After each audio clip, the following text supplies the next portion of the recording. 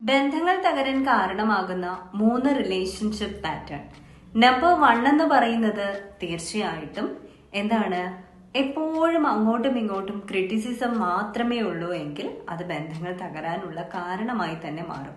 കാരണം സദാ നമ്മൾ നമ്മുടെ പങ്കാളിയുടെ കുറ്റം മാത്രം കണ്ടെത്തി അങ്ങോട്ടും ഇങ്ങോട്ടും പറഞ്ഞു കൊടുക്കുകയാണെങ്കിൽ അവരെ അംഗീകരിക്കാൻ മനസ്സില്ല എന്നത് തന്നെയാണ് നമ്മൾ പുറമേക്ക് പ്രതിഫലിപ്പിക്കുന്ന ഒരു കാര്യം.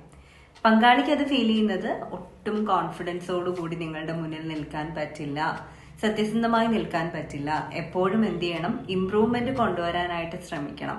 പക്ഷെ തനിക്ക് താനായിട്ട് നിൽക്കാൻ കഴിയാത്തൊരിടത്തിലാണ് നിൽക്കുന്നത് എന്ന ചിന്ത ഇങ്ങനെ പങ്കാളിയിലേക്ക് കൊടുത്തുകൊണ്ടിരിക്കുന്ന പ്രവണതയാണിത്.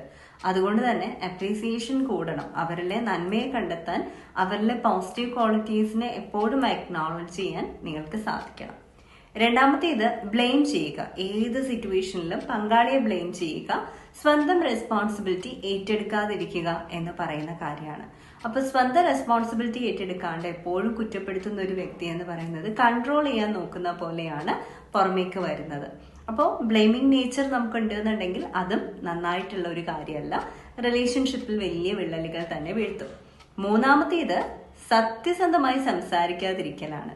അതായത് ഒരു കാര്യം നമ്മൾ ഓക്കെ അല്ല എന്നുണ്ടെങ്കിൽ ഓക്കെ അല്ല എന്ന് പറയില്ല, ഐ എം ഫൈൻ എന്ന് പറഞ്ഞങ്ങ് വിടും. വാസ്തവത്തിൽ നമ്മൾ ഫീൽ ചെയ്യുന്നത് നോട്ട് ഫൈൻ, നോട്ട് ഓക്കെ എന്നുള്ള രീതിയിലാണ്. പക്ഷെ അത് തുറന്നു പറയാത്തത് കൊണ്ട് തന്നെ ക്രമേണ നിങ്ങൾക്കിടയിലെ മാനസിക അകൽച്ച കൂടുന്നതായിട്ട് തന്നെ മനസ്സിലാക്കേണ്ടി വരും.